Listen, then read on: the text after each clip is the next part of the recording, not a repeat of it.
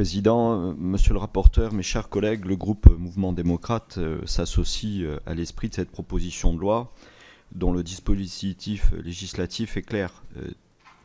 Toute technique indépendante de son origine doit être soumise à un contrôle.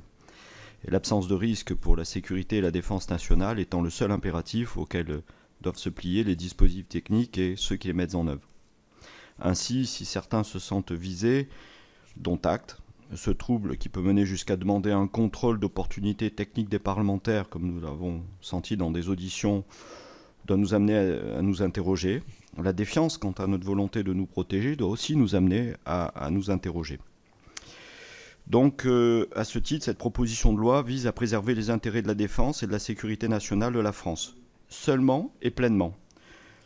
Car de protection, nos intérêts ont besoin, et la 5G est un saut de technologie vers une économie connectée, mais dont toute connexion, même si elle est une opportunité, crée aussi un certain nombre de vulnérabilités.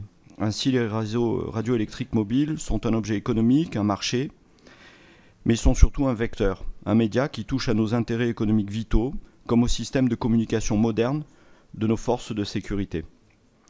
Nous saluons donc le travail qui a été effectué depuis la loi Pacte. Et à ce stade, au stade de cette commission, où j'avance pour notre groupe, notre plein soutien à cette initiative, je profite de cette intervention pour poser quelques questions de précision à notre rapporteur. Au regard de la présente rédaction, pouvez-vous nous préciser le régime qui sera celui du contrôle des différentes mises à jour, quand on sait que la 5G sera fortement basée sur ces mises à jour dématérialisées? De même, existe-t-il une évaluation des effets éventuels des recours administratifs en termes d'efficacité du dispositif?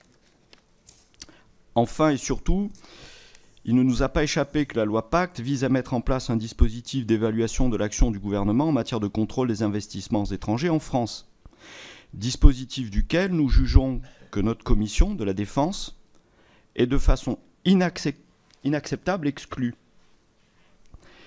C'est la raison pour laquelle le groupe MoDem a déposé des amendements devant la commission des lois, et je dois m'en excuser devant la commission des affaires économiques, pardon, mais je dois m'en excuser devant la commission de la Défense, et que nous n'avions que jusqu'à vendredi pour le faire devant la commission de la Défense et samedi de la commission des lois, et j'étais en déplacement et ça nous a donné une nuit de plus avec le collaborateur pour déposer ces amendements qui nous permettent de demander qu'un rapport confidentiel soit remis au président de la commission de la Défense, en analogie à ce qui se fait dans la loi Pacte et l'article 55 bis.